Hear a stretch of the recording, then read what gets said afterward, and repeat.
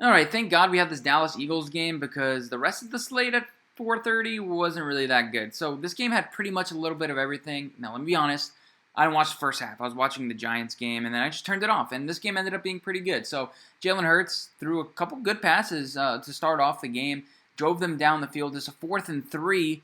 What a throw to Dallas Goedert right there. And then they punch it in later.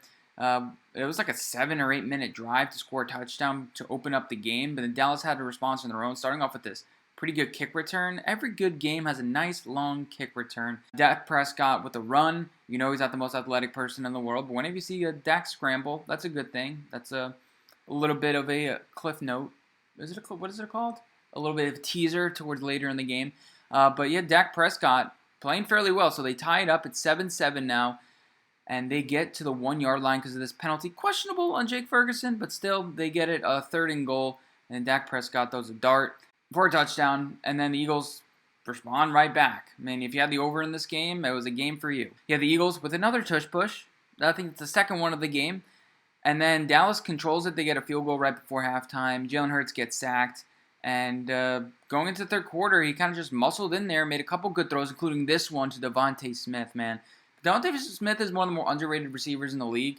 It's always like A.J. Brown. Devontae Smith, he's not as good as Jalen Waddle. I think they're on that same level. Anyway, back to the game. At 3rd and 15, Dak Prescott throws it short of the sticks, and they're forced to punt. So you have the Eagles who do another tush push midway through the third. This is when I started paying attention because you had a good game here, but then the Eagles, it was a questionable penalty that got them inside the 20, plus that good catch and run, and then they scored a touchdown. So going to the fourth quarter, Dallas is down by 2 scores. You can get it with a touchdown and a field goal. And then Dak Prescott drives down the field, and what a great throw into the tight window with Gallup. And they do their own tush push. That wasn't really a tush push. Everything is called tush push. Anyway, it was a QB sneak. And then Dak Prescott cartwheel just on the 1 yard line. And then Jake Shoemaker cannot quite get it into the end zone. So that was a 4th down, and now they stop the Eagles, and they're driving again. Jalen Tolbert down to the 1 yard line or 2 yard line, whatever it is, and they end up converting on the goal-to-go situation. So now there's 6 minutes left, and you need a 2-point conversion. This is where Dak Prescott, I mentioned earlier in the video, where he makes his money, and yeah, he was out of bounds.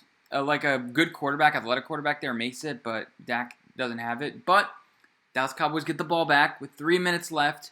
What a great heads-up play. You fall, but then quickly get the first down. Okay, now it's 3rd down because you had a couple penalties that brought you back. You're on the 30-yard line. I would have kicked the field goal, but they go for it on 4th down. They don't get it, but they have 3 timeouts, and they get the ball back. It was almost a butt fumble of the century by the Eagles, but they get the ball back on their 14-yard line with 40 seconds left and no timeouts, and this is where things fall to shit for the Eagles. You had Bradbury, who injures himself, and plus it was a pass interference penalty, so they're on the midfield right now. And then a bad penalty, kind of soft penalty by Hassan Reddick on this same play where they do get the first down to Jacob Ferguson, and then Darius Slade gets hurt, so things not really working out. And then CeeDee Lamb, they're inside the 10-yard line, 1st and goal, and then the Eagles get a penalty for neutral zone infraction, wherever the penalty was. I don't know the difference, offsides, whatever it was.